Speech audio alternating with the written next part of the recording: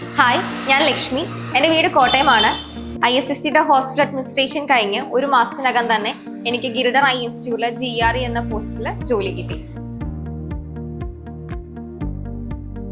സ്കൂളിൽ പഠിക്കുമ്പോൾ മുതൽ ഹോസ്പിറ്റലിൽ വർക്ക് ചെയ്യണം നല്ല ആഗ്രഹമായിരുന്നു. പക്ഷെ ആ ടൈമിൽ എനിക്കത് പോസിബിൾ ആയില്ല. പകരം ഞാൻ ഡിഗ്രി എടുത്തു. ഡിഗ്രി ചെയ്തതിന് ശേഷം എനിക്ക് സെയിം ഒരു ആഗ്രഹം ഉണ്ടായിരുന്നു, ഹോസ്പിറ്റലിൽ തന്നെ വർക്ക് ചെയ്യണം. ആ ഒരു ഫീൽഡ് എന്തോ എനിക്ക് ഭയങ്കര ഇഷ്ടമായിരുന്നു. അതുകൊണ്ട് ഞാൻ ഹോസ്പിറ്റൽ അഡ്മിനിസ്ട്രേഷനെ കുറിച്ച് തിരക്കി. അപ്പോഴാണ് ISSCയുടെ ഹോസ്പിറ്റൽ അഡ്മിനിസ്ട്രേഷൻ ഡിപ്ലോമ ആയിട്ടുണ്ട് എന്ന് അറിഞ്ഞത്. അതെനിക്ക് കുറച്ച് കൺവീനിയന്റ് ആയിട്ട് തോന്നി. അതുകൊണ്ട് ഞാൻ ഹോസ്പിറ്റൽ അഡ്മിനിസ്ട്രേഷൻ തന്നെ ചൂസ് ചെയ്തു.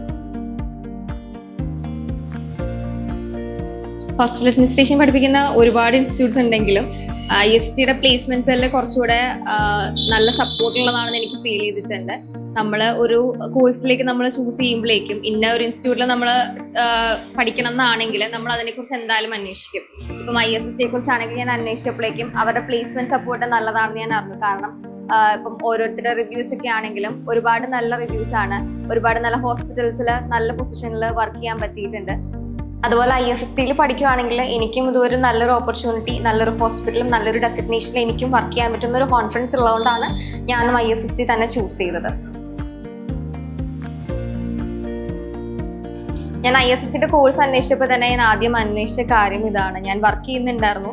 അപ്പോൾ എനിക്ക് ഫ്ലെക്സിബിൾ ആയിട്ടുള്ള ടൈമാണല്ലോ ഞാൻ നോക്കുന്നത്. അപ്പം ISSCയുടെ ആദ്യമേ തന്നെ ചോദിച്ചിരുന്നു, ഓൺലൈനായിട്ടാണെങ്കിൽ നമുക്ക് എങ്ങനെയാണ് ക്ലാസ്സസ് വരുന്നത്, ലൈവ് ആണോ റെക്കോർഡഡ് ആണോ, അങ്ങനെ ഞാൻ ചോദിച്ചിട്ടുണ്ടായിരുന്നു. അപ്പോൾ എനിക്ക് കുറച്ചുകൂടെ കൺവീനിയൻറ്റ് റെക്കോർഡഡ് ക്ലാസ്സസ് ആയിരുന്നു. കാരണം വർക്ക് ചെയ്യുന്നതുകൊണ്ട് തന്നെ ഓഫീസ് അവേഴ്സിൽ എന്തായാലും നമുക്ക് ക്ലാസ് അറ്റൻഡ് ചെയ്യാൻ പറ്റില്ല. അപ്പോൾ കുറച്ചുകൂടെ നല്ലത് റെക്കോർഡഡ് ക്ലാസ് ആയിട്ടാണ് എനിക്ക് തോന്നിയത്. അപ്പം ഞാൻ അതിൽ സാറ്റിസ്ഫൈഡ് ആണ്.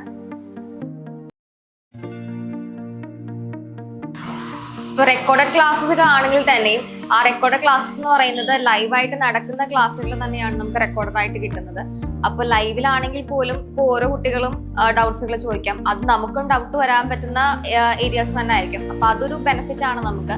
അതല്ല, ഇപ്പം നമുക്ക് എന്തെങ്കിലും ഡൗട്ട്സ് ഉണ്ടെങ്കിൽ നമുക്ക് വീക്ക്ലി ഒരു സെഷൻസ് ഉണ്ടാവും, ഒരു ഡൗട്ട് ക്ലിയറൻസ് സെഷൻസ് ഉണ്ടാവും. അതല്ല എങ്കിൽ നമുക്ക് ഇപ്പം ഫാക്കൽറ്റി ഏതാണോ ഉള്ളത് അവരുടെ നമ്പറോ അല്ലെങ്കിൽ വാട്സാപ്പ് ത്രൂ നമുക്ക് ഡൗട്ട് ക്ലിയർ ചെയ്യാവുന്നതാണ്.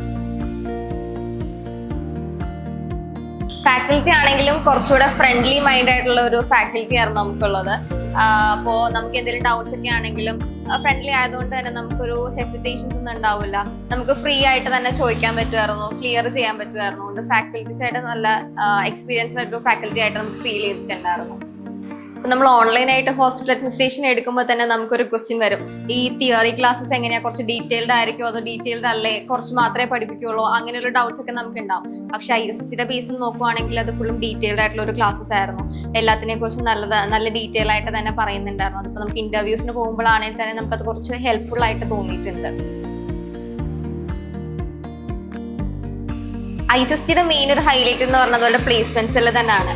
പ്ലേസ്മെന്റ് സെല്ലിനെ കുറിച്ച് നമ്മൾ പറയുകയാണെങ്കിൽ ഇപ്പം നമ്മൾ അവെയർ അല്ല എങ്കിൽ പോലും അവർ നല്ലോണം അവെയർ ആണ്. ഇപ്പം നമുക്ക് എന്തെങ്കിലും ഓപ്പർച്യൂണിറ്റീസ് വരുവാണെങ്കിൽ നമുക്കത് സ്യൂട്ടബിൾ ആണ്, നമ്മുടെ റെസ്യൂമി അനുസരിച്ചിട്ട് നമുക്കത് ഓക്കെ ആണ് എങ്കിൽ നമ്മളെ തന്നെ അത് ട്രെയിൻ ചെയ്യിപ്പിക്കുകയും മോക്ക് ഇന്റർവ്യൂസ് തരികയും ഒക്കെ ചെയ്യുന്നുണ്ട് പ്ലേസ്മെന്റ് സെല്ല്. അപ്പം ഏറ്റവും ഹൈലൈറ്റ് പ്ലേസ്മെന്റ് സെല്ല് തന്നെയാണ്. ഇപ്പൊ പ്ലേസ്മെന്റ് സെല്ലിൽ നിന്ന് നമ്മളെ വിളിക്കുമ്പോഴാണെങ്കിൽ തന്നെ നമ്മളുമായിട്ട് ഇപ്പോഴും ഒരു അപ്ഡേറ്റ് കീപ്പ് ചെയ്യുന്നുണ്ടായിരുന്നു. ഇപ്പൊ നമ്മളൊരു ആപ്ലിക്കേഷൻ കൊടുക്കുകയാണെങ്കിൽ അതെങ്ങനെ മൂവ് ചെയ്യണം എന്നുള്ള ഒരു ബേസിക് നോളജ് നമുക്ക് തരും. അല്ലെങ്കിൽ നമ്മൾ എങ്ങനെ ആ ഇന്റർവ്യൂവിന് അപ്പിയർ ചെയ്യണം, എന്തൊക്കെ നമ്മൾ ശ്രദ്ധിക്കണം എന്നുള്ള കാര്യങ്ങളും എല്ലാം നമ്മൾ പ്ലേസ്മെന്റ് സെല്ലിൽ നിന്ന് തന്നെ പ്രൊവൈഡ് ചെയ്യുന്നുണ്ടായിരുന്നു. ഇപ്പോൾ ഒരു ഡ്രസ്സിങ് ആയാലും ഗ്രൂമിങ് ആയാലും എന്തൊക്കെ നമ്മൾ ശ്രദ്ധിക്കണം. ഒരു ഡ്രസ് കോഡ് ആണെങ്കിൽ നമ്മൾ എങ്ങനെയൊക്കെ ഡ്രസ്സ് ചെയ്യാം, എങ്ങനെയൊക്കെ ഡ്രസ്സ് ചെയ്യാൻ പാടില്ല, അങ്ങനെയുള്ള കാര്യങ്ങളെല്ലാം തന്നെ പ്ലേസ്മെന്റ് സെല്ലിൽ നിന്ന് തന്നെ നമുക്ക് പ്രൊവൈഡ് ചെയ്യുന്നുണ്ടായിരുന്നു. അതൊരു ഇന്റർവ്യൂവിനെ നോക്കുമ്പോഴേക്കും അത് നമുക്കൊരു പ്ലസ് പോയിന്റ് തന്നെയാണ്. ഇപ്പം ആദ്യമായിട്ട് ഒരാൾ ഇന്റർവ്യൂവിന് പോവുകയാണെങ്കിൽ അവർക്കൊന്നും അറിയില്ലായിരിക്കും, എങ്ങനെയാണ് ഒരു ഇന്റർവ്യൂ അറ്റൻഡ് ചെയ്യുന്നതെന്നോ ഒന്നും അറിയില്ലായിരിക്കും. പക്ഷേ പ്ലേസ്മെന്റ്സിലുള്ളതുകൊണ്ട് ആ ഒരു ഫ്രഷർ ആയ ഒരാൾക്ക് പോലും നമുക്കൊരു ഈസി ആയിട്ട് അല്ലെങ്കിൽ ഒരു ഫ്രീ മൈൻഡിൽ നമുക്ക് ഇന്റർവ്യൂസ് അറ്റൻഡ് ചെയ്യാൻ പറ്റാറുണ്ട്. കാരണം അതുപോലെ നമ്മളിവിടെ ട്രെയിൻ ചെയ്യുന്നുണ്ട്, മോക്ക് ഇന്റർവ്യൂസ് ആണെങ്കിലും തരുന്നുണ്ട്. കുറച്ചുകൂടെ നമുക്കൊരു കോൺഫിഡൻസ് വരുന്നതായിട്ട് നമുക്ക് തന്നെ ഫീൽ ചെയ്യും. അതാണ് ISSCയുടെ പ്ലേസ്മെന്റ് സെല്ലിന്റെ ഹൈലൈറ്റ് എന്ന് പറയുന്നത്. ISSTയുടെ തിയറി ക്ലാസ്സസിനോട് കൂടെ തന്നെ നമുക്ക് സോഫ്റ്റ് സ്കില്ലിന് ട്രെയിനിങ്ങും തരുന്നുണ്ട്. അതിൽ തന്നെ നമുക്ക് റെസ്യൂമെ ബിൽഡ് ചെയ്യേണ്ടത് എങ്ങനെയാണെന്നും കൂടെ പറഞ്ഞു തരുന്നുണ്ട്. ഇപ്പൊ ബേസിക്സ് ആണെങ്കിലും എങ്ങനെയൊക്കെ റെസ്യൂമെ ബിൽഡ് ചെയ്യാം, എന്തൊക്കെ പോയിന്റ്സ് ആണ് അതിൽ ആഡ് ചെയ്യേണ്ടത്, എന്തൊക്കെ ആഡ് ചെയ്യാൻ പാടില്ല. ഇപ്പം പൊതുവെ നമ്മൾ നോക്കുന്നതാണ് ETS ഫ്രണ്ട്ലി ആണോ റെസ്യൂമെ എന്നുള്ളത്.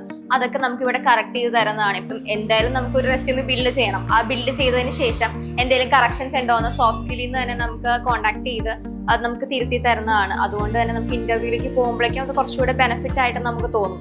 അതോടൊപ്പം തന്നെ നമുക്ക് മോക്ക് ഇന്റർവ്യൂസും നമ്മുടെ പ്ലേസ്മെന്റ് സെല്ലിൽ നിന്ന് പ്രൊവൈഡ് ചെയ്യുന്നുണ്ട്.